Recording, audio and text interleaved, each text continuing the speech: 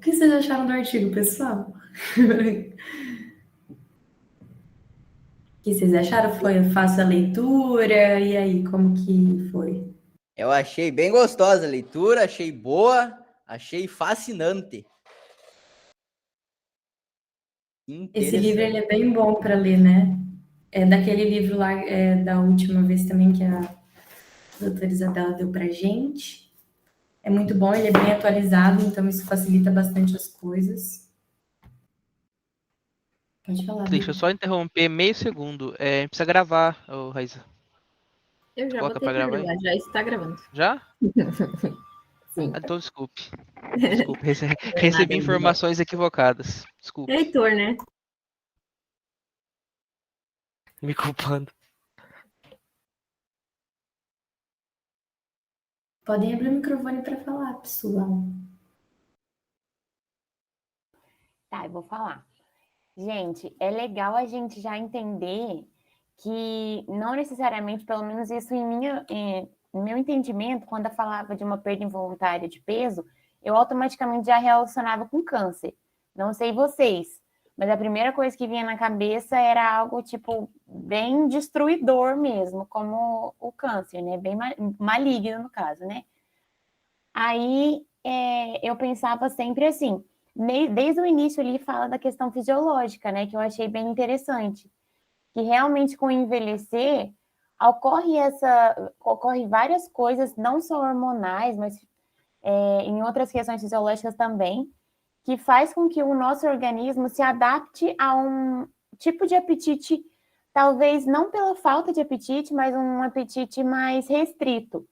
Isso eu tenho vários exemplos lá em casa também, no dia a dia, e dá para notar mesmo que esse apetite infantilizado que a gente tem no início, né? As crianças têm um apetite mais infantilizado, depois na fase adulta já vai aperfeiçoando um pouco o apetite, e com o envelhecer, na fase idosa ali, o apetite ele se torna mais limitado e restrito. E querendo ou não, isso tem um pouco de relação com a questão da perda do apetite, né? Questão de não gostar muito de alguns alimentos, de negar outros tipos. Eu achei interessante ver por essa parte também, relacionar a perda do apetite, esse emagrecimento involuntário, com a questão fisiológica e natural do envelhecer. Pode falar, Heitor.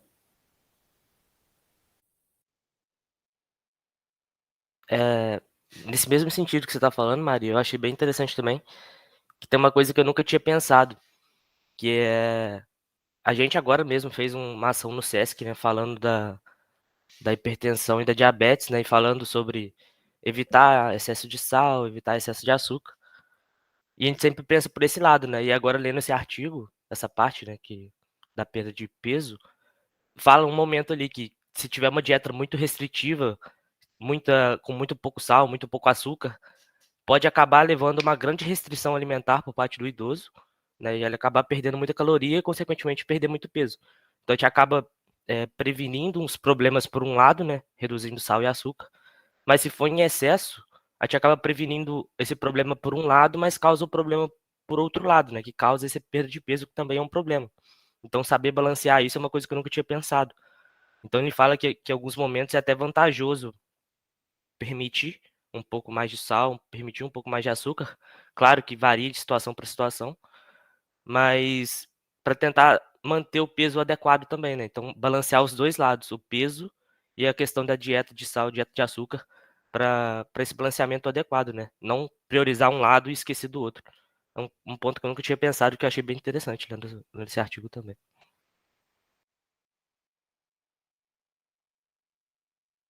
Rafa, tu tinha levantado.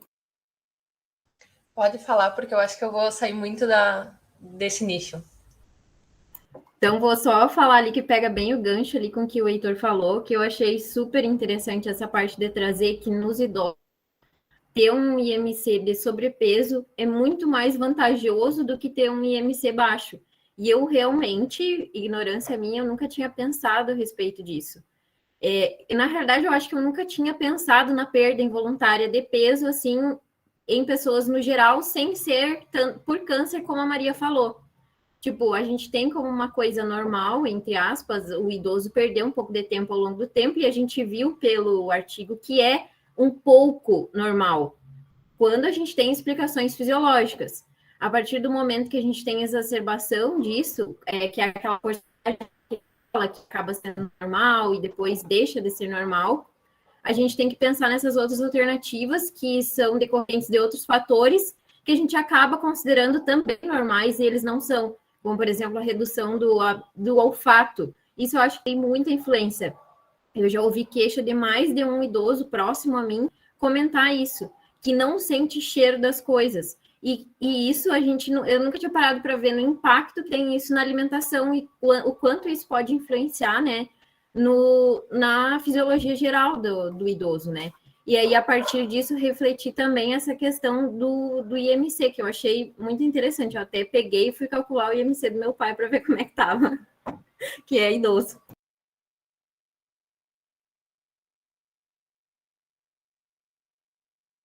Pode Mari, falar, Mari. Deixa eu aproveitar o gancho, então, que é nesse mesmo assunto que o Heitor e a Raíssa falaram. Na verdade, são 3 coisas, mas eu vou lembrar de todas. Primeiro é que é isso de ter um bom senso também em relação à alimentação do idoso. Por quê? Por exemplo, meu avô, com 92 anos, foi no médico e a reclamação dele era: não deixam eu comer a pele do frango. Então, isso deixava ele triste, por incrível que pareça, e às vezes isso fica tanto tentando regular o idoso, o que ele está comendo, que ele acaba ficando ansioso por não saber se ele está fazendo certo, porque ele quer comer uma coisa e não pode comer, e isso vai prejudicar isso, e as pessoas só ficam xingando e falando que não pode comer, não pode, e o idoso acaba ficando ansioso, né? E às vezes a pessoa tá lá, assim, digamos que no bônus da vida e não pode comer as coisas que gosta, né? E outra coisa também é em relação a isso que a Raíssa falou do olfato, né? Também tem a questão da dentição. Porque ele não consegue mais comer coisas muito duras, a carne tem que ser mais desfiada, tem que ser um franguinho mais desfiado. E isso muitas vezes a pessoa que está em casa e que faz alimentação para o idoso não percebe. Não percebe que às vezes ele não está comendo por causa de uma dificuldade de mastigar, de engolir, de ser muito seco. Então tem que cuidar também essa questão de que tipo de comida está sendo ofertado para esse idoso. Por exemplo, a minha avó ela molhava o pão no café para conseguir engolir. E é assim que ela conseguia comer, sabe? Eu achava nojento, achava. Mas era a forma que ela conseguia de comer. E outra coisa também que eu vi esses tempos é em relação a quando, não só no idoso, mas também quando faz um procedimento cirúrgico e acaba ficando um tempo no hospital. Aquela alimentação do hospital, às vezes, acaba deixando ele muito mais fraco.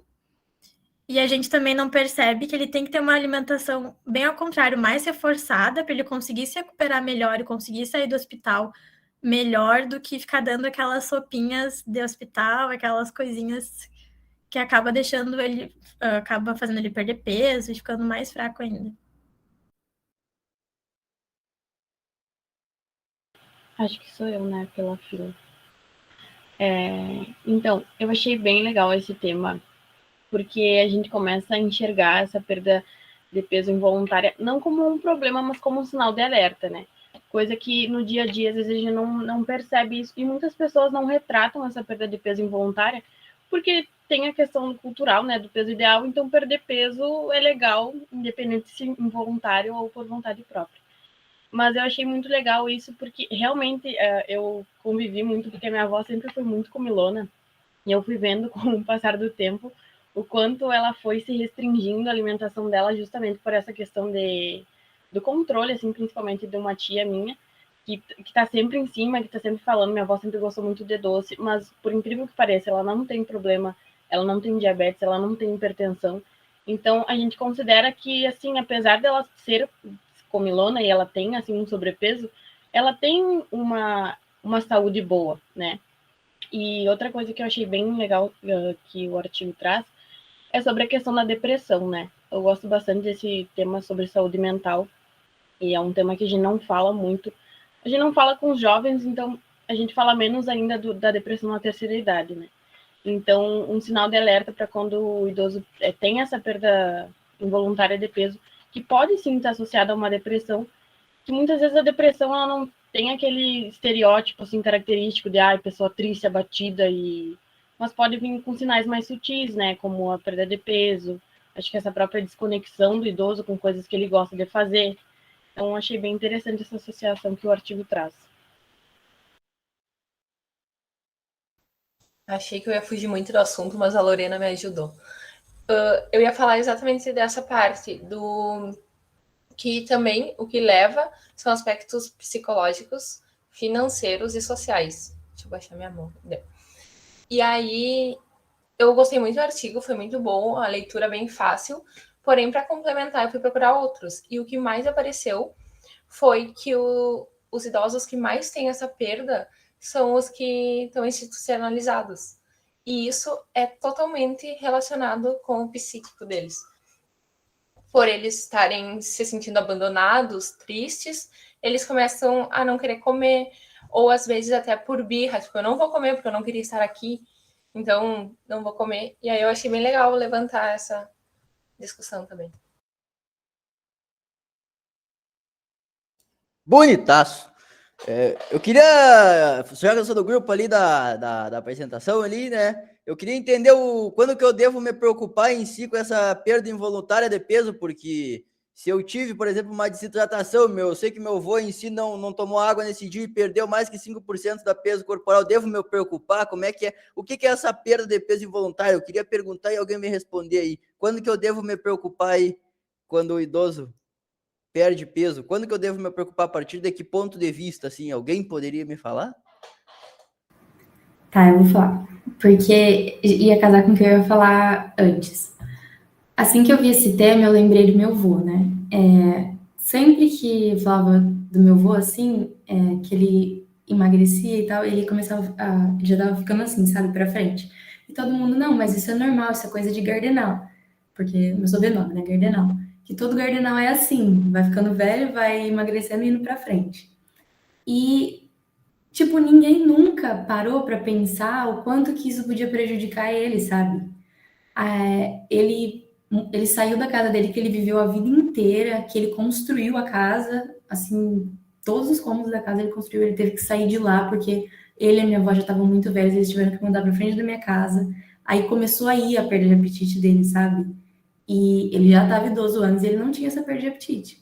E começou aí. E ainda assim, ele tinha minha avó cozinhava para ele todo dia, ele tinha uma companhia. Aí, logo em seguida, minha avó morreu. E, nossa, daí então, ele não queria mudar para minha casa, ele queria ficar sozinho. Aí ele teve a questão do isolamento social, teve a questão de ele não ter mais a pessoa que ele passou a vida inteira junto com ele não ter a casa dele, ele não ter a comida que ele sempre se acostumou a comer. Então, aí ele foi comendo menos ainda. E eu vi ele definhando mesmo, sabe?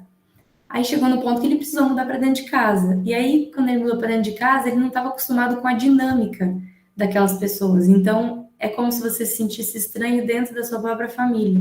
Isso é mais uma questão social ainda que está sendo incluída. Ele foi diminuindo ainda mais o peso. Aí veio a cascata de medicamento que foram socando nele por causa da depressão que estava começando. Aí os remédios diminuíam ainda mais o apetite. Aí chegou uma hora que ele estava tão fraco que ele parou de fazer as caminhadas que ele fazia. E aí já prejudica ainda mais a questão da mobilidade. Aí todos esses fatores juntos com parar de fazer caminhada levou ele a ficar muito sentado o dia inteiro. Então, quando ele ia tomar banho, ele já tinha a maior dificuldade do mundo, e aí teve um dia que ele caiu no banho. Aí ele começou a ter toda aquela coisa de medo de cair, tal. Então, essa questão da fragilidade com a perda de peso eu achei muito, muito importante de trazer, porque é uma coisa que a gente não se toca, né? E nenhum médico que ele foi nunca foi avaliar isso, porque toda vez que falava de perda de peso, eu falava que isso era normal da família. E que, não, é normal, porque também perdeu a esposa, é normal também ficar meio assim, murchinho, eles falavam, né? Mas, gente, não é normal. Pode ser comum, mas isso não é uma coisa normal. E se você vê um paciente, que até ele traz no livro, né, que a roupa começa a ficar larga, a dentadura começa a ficar frouxa, isso não é normal. A pessoa, ela tá sumindo dentro dela mesma, sabe? Então, eu acho que é aí que a gente tem que começar a entender que a gente tem que cuidar dessa pessoa. É isso. Cli, e é interessante, peraí. Aí. E é interessante que eles falam que não necessariamente toda vez a gente vai perguntar e a pessoa vai saber se ela emagreceu, se ela continuou com o peso que ela estava, se ela engordou. Então, é legal a gente já até saber que, por exemplo, quando a gente vai no posto de saúde, quando a gente passa naquela triagem, sempre tem a balança ali também. Então, sempre quando você vai aferir sua pressão, eu acho que ver a glicemia também, a capilar também sempre olha, e a questão do peso. Então, toda vez que você for no posto de saúde para um atendimento, seja ele médico ou com uma enfermeira ali, vai passar por essa triagem e vai ter essa questão do peso. Porque ali tem números, né? Então, da próxima vez que a pessoa for ali naquele atendimento, vai dar para fazer esse comparativo. Aí, através do comparativo, vai ver se andou perdendo peso. E eu acho que é interessante, o Franco perguntou quando a gente deve investigar. Sempre é legal investigar. Porque na anamnese ali, se você tem os números ali, por exemplo, você está no posto de saúde, viu que tem um comparativo, a pessoa perdeu cerca de 10 quilos, por exemplo, em um período curto de tempo. Seria legal perguntar, tá fazendo uma dieta? Começou a fazer mais atividade física? Ou essa perda de peso foi involuntária? Porque se essa perda de peso foi involuntária, aí cabe a gente investigar. Investigar de diversas formas, né? Já que a gente viu que as causas são amplas. Então, aí, através da própria conversa, do diálogo, a gente vai vendo. Vou cortar a fila um pouquinho, gente. Eu achei muito, muito interessante isso mesmo, porque o meu avô, ele tinha muito essa questão de plano de saúde, né? Então, não tinha nada pra fazer, ia no médico. E nunca o médico pesou ele, nunca pesou, nunca fez essa questão de ver se está desnutrido. Eu vi até, aqui tem aquela equação lá que fala do negócio do braço, né? A circunferência do braço. Nunca fizeram isso. Então, eu acho que é uma coisa tão básica que a gente podia fazer, né? E a gente acaba esquecendo. Isso Peraí que que eu a, vou que te a Ma- atropelar, tá? Pode. Só para acrescentar rapidinho nisso que a Maria e a Clícia falaram, que as pessoas realmente às vezes não percebem que emagreceram muito, porque a gente às vezes não se enxerga no espelho como a gente realmente está, né? Enfim, e daí a pessoa não sabe te dizer se ela emagreceu ou não. Aí tem algumas perguntas que tu pode fazer para a pessoa que ela vai começar a se dar conta. Por exemplo, a aliança tá começando a ficar mais frouxa?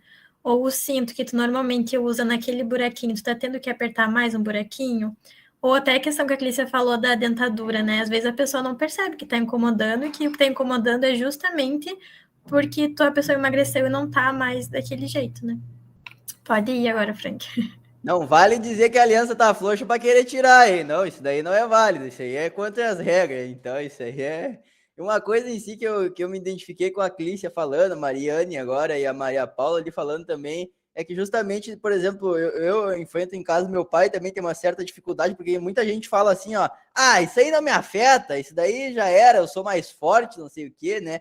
Meio que tem uns caras que pensam dessa forma, né? Mas tem mecanismo fisiológico que explicam essa perda de massa muscular magra, que está ligada com essa deficiência de função a longo prazo, assim, né? Então, justamente os mecanismos fisiológicos em si explicam essa perda de massa magra com aumento da massa de gordura em si, né? E depois uma diminuição de ambas. E isso, então, explicando pelos mecanismos hormonais, fisiológicos também. E também entra tudo isso que o pessoal está falando, os transtornos psíquicos, se tiver algum. Então, por isso que é sempre importante, se o idoso teve alguma perda de peso ou perdeu muita massa magra e aumentou a massa corporal adiposa, ou perdeu ambas e perdeu totalmente a perda involuntária, para a gente mudar isso, a gente tem que achar a causa, né? Então, primeira coisa que a gente tem que pensar quando tiver numa situação dessa é achar a causa. Porque não adianta ele virar e falar, isso aí não me afeta, porque, por exemplo, eu vejo o cara do filme lá, Sylvester Stallone tem 75 anos e o cara é mais vivo que tu, que tem 20 aí. Então, não adianta o cara falar assim, porque tem mecanismo fisiológico que explica, e aí, tipo,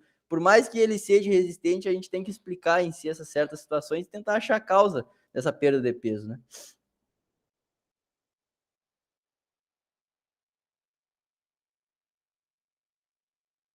Sou eu agora, será? O que eu ia falar era que a Clícia estava falando que o teu avô ficava mais curvado, né? E isso é totalmente do corpo humano. Ele tende a ficar mais curvado e voltar à posição fetal. Isso eu estava lendo também, principalmente os idosos acamados, eles voltam totalmente para a posição fetal, assim. E o que eu ia comentar também era a minha avó, ela tinha 86 anos, acamada, e ela começou a apresentar muita sonolência. Ela passava o dia inteiro dormindo, a noite inteira dormindo, sempre dormindo, o que nos causou preocupação. A gente foi até um médico, ele falou que não eram os medicamentos, mas mudou, e mesmo assim ela não acordava, ela continuava dormindo. E aparentemente ela estava saudável, parecia estar no peso adequado, mas mesmo assim a gente chamou uma nutricionista, e quando ela chegou lá, era somente os alimentos. Ela tinha uma dieta há mais de 10 anos, a mesma, e foi só a mudança da alimentação que ela começou a acordar. Ela passava o dia inteiro acordada, interagindo conosco, conversando, e foi só a mudança de alimentação mesmo, algo que a gente achou que nunca implicaria, que estava ótimo, e não estava. O texto até traz que é muito importante, quando tem um paciente assim com essa perda de vontade de peso, ter uma equipe multidisciplinar, né? Que traz tanto nutricionista quanto fisioterapeuta, um terapeuta ocupacional, enfermagem, equipe de enfermagem e tudo mais, para, tipo, dar o suporte completo. Eu vou falar de novo. Eu tinha falado com a Clícia e ela me falou até, traz algo sobre a fisioterapia, né? O que ela pode implicar. Aí eu procurei bastante. O que ela implica muito, assim, é na manutenção da massa muscular e nas chances de queda e de reduzir a mobilidade, que é a principal, assim. Aí o que a gente pode fazer? É trabalhar a resistência deles, trabalhar com elástico, trabalhar exercício físico com algum peso, alguma coisa, e principalmente hidroginástica, que é algo muito bom, porém nem todos têm acesso, né? No livro até traz a questão da disfagia, né, que é trabalhado com um fisioterapeuta também para reabilitação.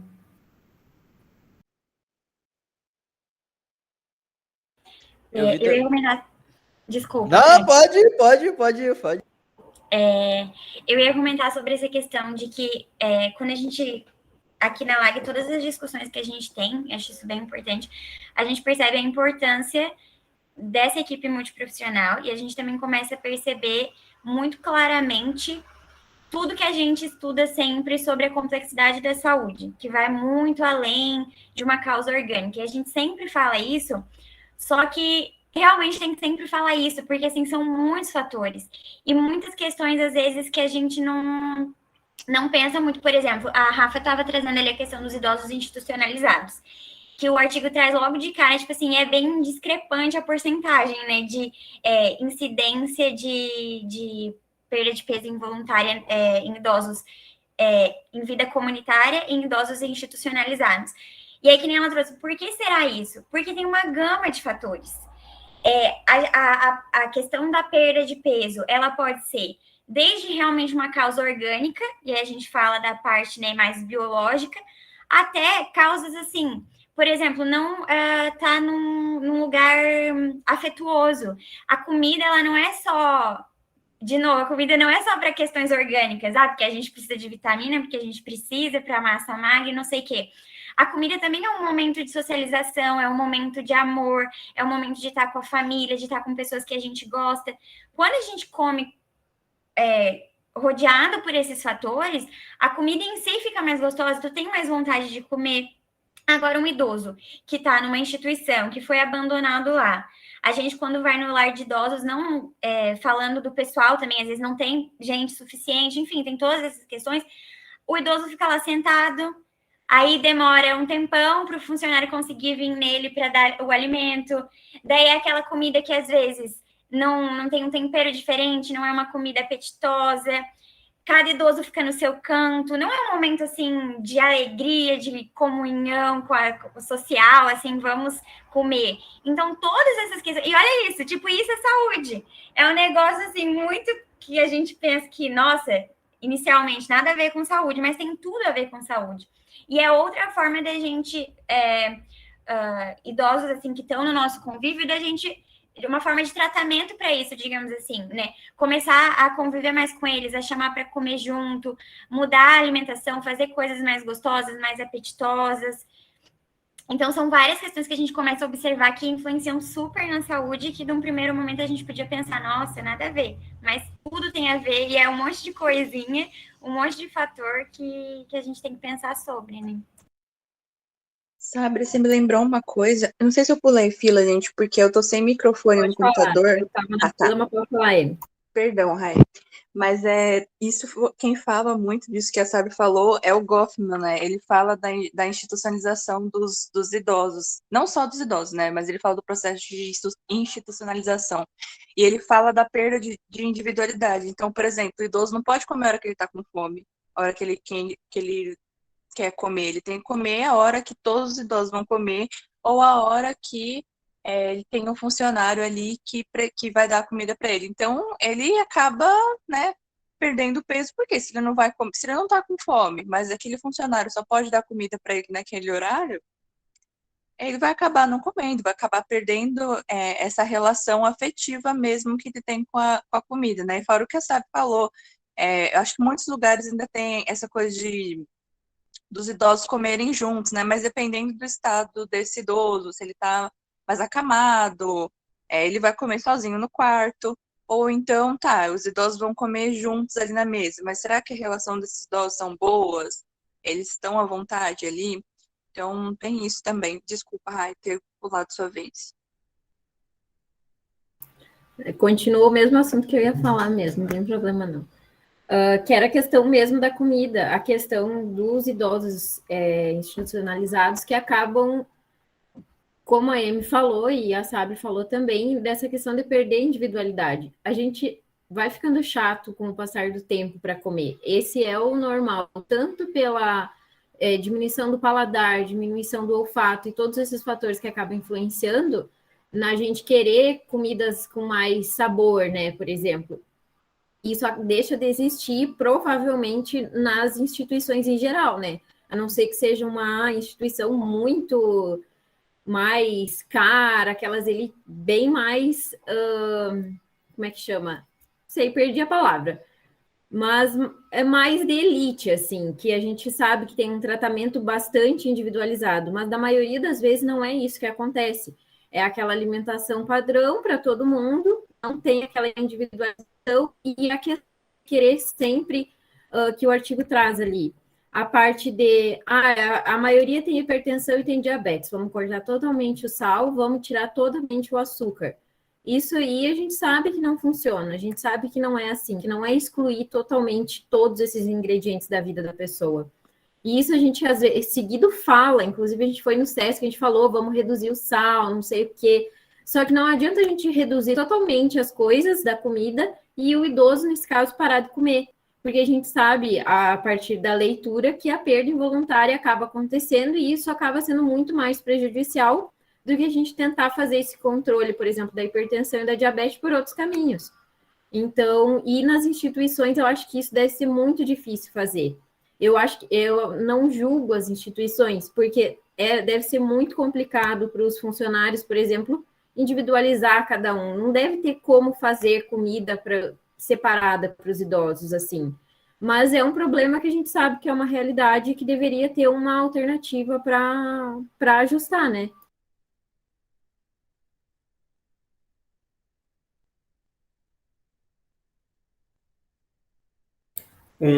Agora vamos mudar um pouquinho o lado do assunto, mas um outro ponto interessante que eu vi no artigo é quando ele fala justamente para a gente pensar um pouco no oposto, porque ele traz que apesar com a terceira idade, quando a pessoa passa a ser idosa, a tendência de ela perder peso, é muito comum que no começo do momento de idoso ele ganhe peso, justamente por todas as trocas de rotina, que ele acaba ficando menos ativo, e mesmo com a tendência ele começa a aumentar um pouco o peso nessa etapa.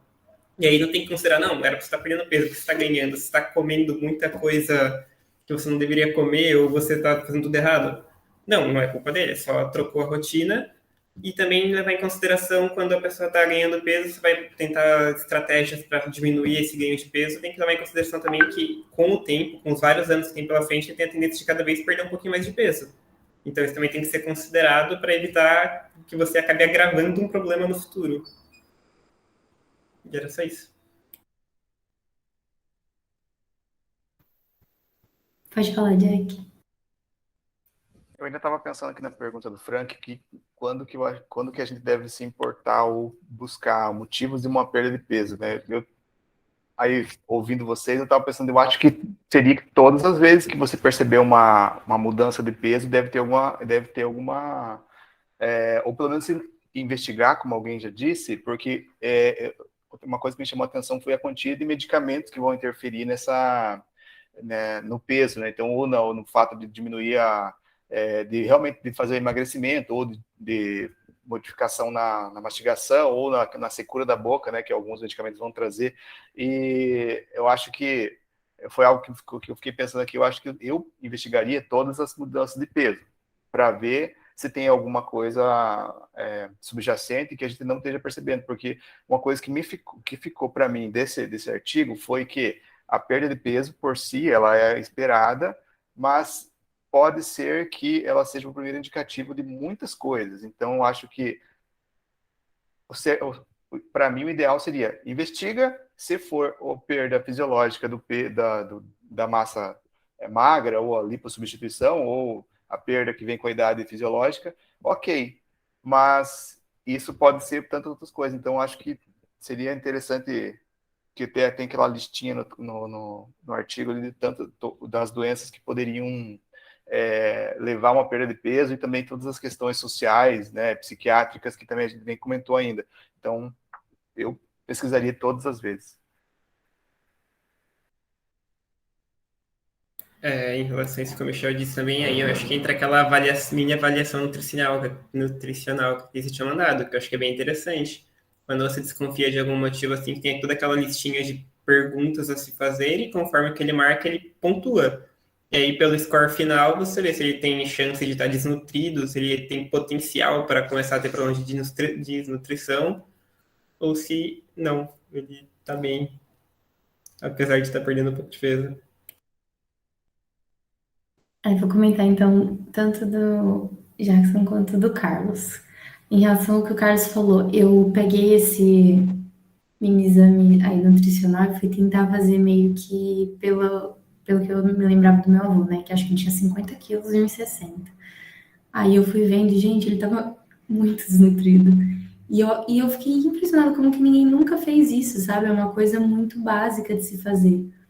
E sobre o que o Jackson falou, o que eu achei super interessante dos remédios é que, assim, se a gente vê um idoso que tem depressão e a depressão leva a essa perda de apetite, tem que tratar a causa, né? Que seria entrar aí com antidepressivo e tal. E vários antidepressivos, eles inibem o apetite. Só que quando a gente estuda farmacologia lá e tal, a gente vê que tem uns que eles aumentam o ganho de peso.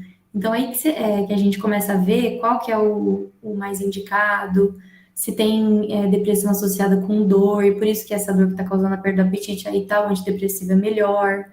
E sempre ver, tipo, esses efeitos colaterais e conversar com o paciente, né? Tipo, se ele está disposto ou não a passar por esses efeitos, se isso vai incomodar, o quanto que vai incomodar, e medir na balança, né? Os benefícios e os prejuízos que vai trazer.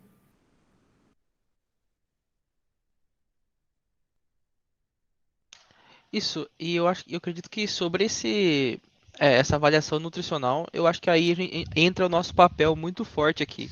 Eu acho que, por exemplo, quando cada um de nós aqui, a gente for a fazer um atendimento em algum posto de saúde, em algum lugar que a gente for, eu acho que cabe a gente também a levar isso pro posto de saúde. Por exemplo, eu acho que a gente pode colocar na nossa bolsa deixar uma folha sempre guardada na bolsa dessa avaliação, para a gente, se encontrar um caso, a gente fazer essa avaliação, porque a gente viu, ela é bem simples, ela é rápida, e assim, gente, a gente está dentro de uma universidade pública, e fazendo o curso da saúde, e pelo menos eu tô no 6º semestre, e foi a primeira vez que eu vi isso aqui.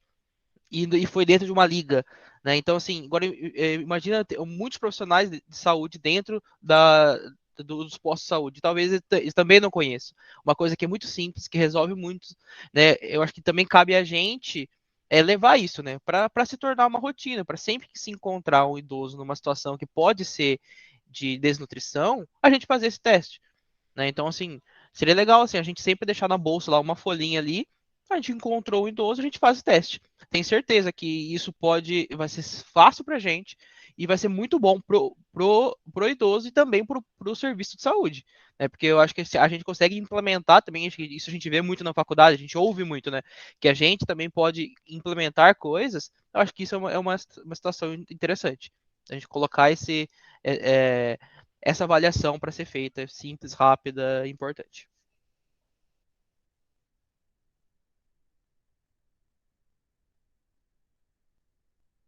Uma causa também muito frequente ali, casando com isso com que o Vitor falou ali, justamente que colocaram no chat ali, essa avaliação nutricional e tudo mais, que ele tá perdendo peso, e aí ele tá consumindo mais, tentando consumir as reservas energéticas e tudo mais, ele vai emagrecendo e tudo mais, mas, por exemplo, se ele tiver uma comorbidade, uma causa primária que a gente não encontrar, não adianta a gente ficar tratando as causas terciárias, secundárias e tudo mais, porque, por exemplo, várias doenças associadas ao envelhecimento de causa primária conseguem fazer diversos danos na vida desse idoso, consegue causar desequilíbrio hormonal, consegue causar desequilíbrio metabólico basal, consegue fazer diversas causas em si neles, por isso que é tão importante a gente achar a causa primária, porque justamente é que nem a gente lavar a louça. Quando a gente abre a torneira da louça e a gente tem um monte de prato para lavar, se a gente não fechar aquela torneira depois que a gente lava a louça, vai ficar saindo água e não adianta ficar só lavando os pratos sem fechar a torneira, entende? Então, é um exemplo que eu carrego para mim e me deixa bem claro isso. A situação deve estar tensa aí, Frank da louça. Não, eu lavei a louça, hein? Eu lavei a louça. Hoje é dia de lavar a louça, né? Hoje os guri. Brincadeira, continuamos. É os guri. Aí o que vai um pouco de encontro ao que o Frank falou e o que a Bia falou ali no chat é a questão de não tratar a causa primária é não tratar, né? E isso eu acho que acontece muito no atendimento fragmentado. Porque tanto, acho que a Clícia falou antes ali da parte de que nunca perguntaram, nunca viram isso no vô dela, e tu para analisar, idoso geralmente vai fixo num cardiologista ou, no mínimo, num clínico geral ou num endócrino, porque, né, tem problemas cardíacos, problemas metabólicos ali que vai precisar de tratamento e tem esse atendimento fragmentado. Quem sabe o endócrino acabe pegando um pouco mais essa parte, mas o cardiologista, a maioria não tem nenhuma balança no consultório e é o único médico, às vezes, que o idoso vai. E ele nunca faz essa avaliação do peso do idoso. Se acabar notando de alguma forma que o idoso perdeu o peso, provavelmente o que vai ser feito? Infelizmente, toma um suplemento, come mais um pouco, tipo, dá essas recomendações vagas ou diz, procura um nutricionista. Só que nem sempre, como a gente viu, é o caso de nutricionista. A gente, às vezes, precisa realmente de um médico avaliando isso e junto com uma equipe multiprofissional, que daí entraria também o nutricionista, o fisioterapeuta, o enfermeiro, daí sim, mas às vezes a gente tem uma causa base orgânica que precisa de um diagnóstico, né? Que daí seria essa causa primária que a gente precisa diagnosticar para tratar de fato. Então, acho que acaba dificultando tanto esse encontro da causa primária e o tratamento dela devido a esse atendimento fragmentado que a gente fala sempre, que no caso acaba faltando o atendimento do geriatra. Só que a gente não pode esperar que surjam 100 geriatras em Uruguaiana, por exemplo, e comecem a atender de forma integral. A gente tem que começar a pensar nas especialidades, por exemplo, nas especialidades médicas, nesse caso aqui falando, que comecem a enxergar um pouco essas coisas. Não precisa fazer tudo o que a gente fala aqui nos encontros, por exemplo, porque daí vai ser uma consulta de um cardiologista, ele vai acabar virando cardiologista, nutricionista, endócrino, vai todas as partes. Mas, tipo, o básico, a perda de peso é uma coisa que está ligada em absolutamente tudo. Não tem como avaliar só, não é uma coisa que a gente está isolada. Então, é uma coisa muito básica para começar a ser percebida.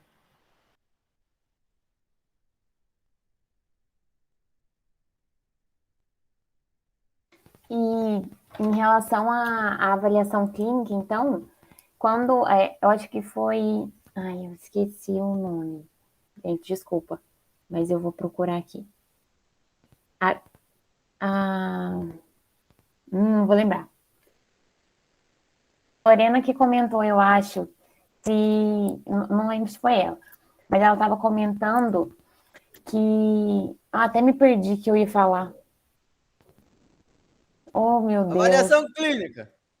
Da avaliação clínica, ela comentou uma coisa bem interessante, mas não lembro o que ela comentou agora. Eu fui ficar atenta ao nome da pessoa que falou. Enfim, essa questão da pessoa chegar e a gente ter que avaliar o motivo dela ter perdido esse peso, que foi uma perda talvez significativa, a gente pediria alguns exames. Total. A gente pediria alguns exames. E eu achei interessante que eu aprendi essa semana ainda, vou compartilhar aqui com vocês, a questão da dosagem da albumina. Por quê? Quando a gente vê que tem uma perda involuntária de peso significativa, a gente pode relacionar, na maioria das vezes, a desnutrição. E a dosagem de albumina é justamente para ver a condição nutricional dessa pessoa. Então, é a partir desse pedido de exame que a gente tem uma visão em relação a isso. Só que a gente sabe que algumas vezes a gente vai em busca da causa primária, só que a desnutrição dessa pessoa, ela está significativa. Então, vamos buscar, mas vamos começar a tratar esse ponto. Caso essa dosagem de albumina, ela venha com números agravantes e assustadores para a gente, assim. Aí, a gente vê também que essa questão da perda de peso pode estar relacionada com infecções, pode estar relacionada com simples infecções, assim. Então, ali no artigo da Cli também, que ela mandou, a questão do PCR, que foi uma coisa que eu não sabia, que eu também aprendi essa semana, que eu acho legal compartilhar. Que a gente também pediria, porque vai ser um indicativo de infecção dentro do organismo. Então, são pedidos de exames laboratoriais que qualquer pessoa pode fazer, qualquer clínico pode fazer, justamente já tendo um raciocínio da causa primária, que pode ser a causa principal dessa perda involuntária de peso dessa pessoa.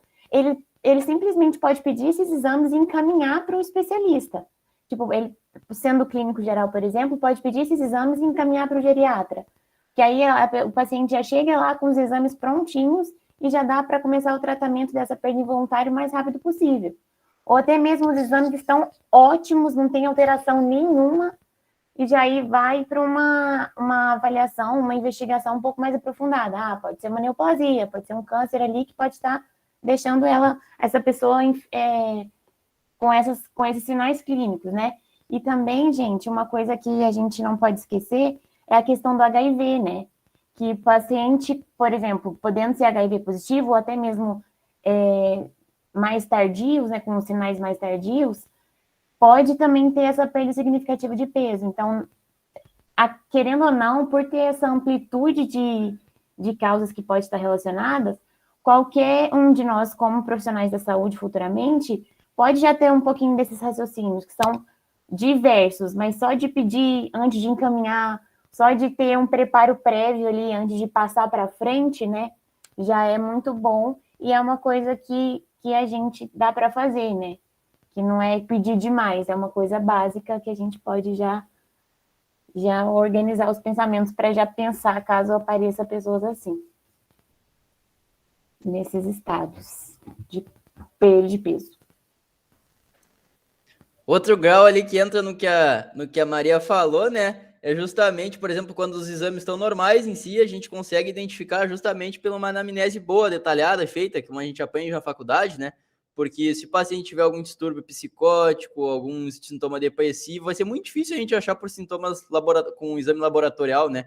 Isso a gente identifica muito pela anamnese, pela experiência de fazer a anamnese diversas vezes, né? Conversar com o paciente, sentir o paciente, né? Sentir o momento, sentir o clima e saber porque, tipo, a anamnese em si, pelo que eu entendi, claro que eu não sei nada e tô longe de saber metade das coisas que a gente tem que saber. Então, pelo que eu entendi, a anamnese, na maioria das vezes, se a gente fizer bem feita, ela vai nos dar 90% das causas primárias, ou seja, se a gente saber uma causa primária, a gente vai poder tratar ela, se possível, ou encaminhar para quem sabe tratar, entende? Então, a anamnese, além dos exames laboratoriais, ela é muito importante nesse quesito. Acredito que é legal falar isso. E agora eu vou fazer uma crítica. Porque Ai, meu Deus! A gente aprende a fazer uma anamnese completa e tudo mais, só que chega na prática, não é isso que acontece. A gente ensinado a cortar, cortar, cortar, cortar e a reduzir tudo aquilo lá que a gente aprende a 15, 10 minutos. Então, tipo, imagina se chega pra gente um paciente idoso com perda de peso, e aí, como que a gente vai investigar todas as causas para achar o fator ali que está precisando mudar se a gente tem 10 minutos e tem que ir direto ao assunto? É complicado demais. Esse é minha crítica. Cli, mas acredito que a anamnese ela pode ser sim boa e grande. Tipo, a gente pode perguntar várias coisas quando a gente sabe que o principal sintoma dessa pessoa, entendeu? Por exemplo, se ele chegou com essa perda involuntária de peso, a gente pode perguntar várias coisas bem específicas, só que direcionado àquilo ali. Porque na faculdade a gente realmente aprende coisas específicas para qualquer coisa, né? Coisa específica de onde mora, coisa específica da mãe, da mãe, coisa específica da tia, da vizinha, da prima. Então, são coisas específicas super amplas. Mas quando a gente vai... Eu acredito que quando a gente for formar, a gente estiver lá na frente, depois de muita, muita prática, a gente vai saber usar essas especificidades da anamnese que vão ajudar a gente de fato. Eu acho que por mais que seja curto o período de fazer essa conversa, a gente vai saber usar e direcionar essas especificidades que vão nos ajudar, né? Isso eu acredito, né? E espero eu estar certo. É outro assunto, mas eu acredito que a Clícia esteja falando no caso de um paciente idoso, que geralmente é poliqueixoso, chega com uma queixa específica e a gente acaba tendo que atender aquela queixa e deixa de investigar as outras coisas, porque tem que fazer aquela... Tem que resolver a queixa que ele foi até lá, né? E aí, isso que acaba complicando, eu acho. Mas, com certeza, eu acho que se chega o idoso ali, né, com queixa de perda de peso, por exemplo, tem perfeitamente como a gente direcionar ali em 10, 15 minutos, com a prática, um dia, não estou dizendo agora, não. A gente tenta fazer uma consulta direcionada agora e leva meia hora, cortando um monte de coisa, então, fazendo uma coisa certa, espero que algum dia a gente consiga. Aí eu acho que sim, o problema eu acho mais é quando chega realmente no serviço de saúde público, né? Um paciente com muitas queixas, e aí acaba a perda de peso. Normal. Com a idade tu perde peso. E, infelizmente, eu acho que é muito que a gente vê aí no serviço de saúde.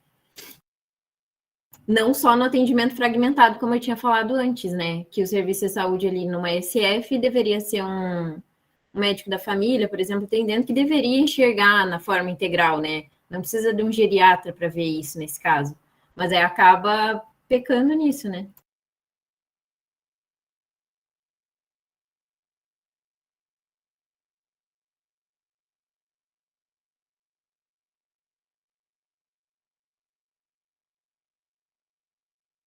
E aí, pessoal, ninguém mais quer falar nada? Brasil!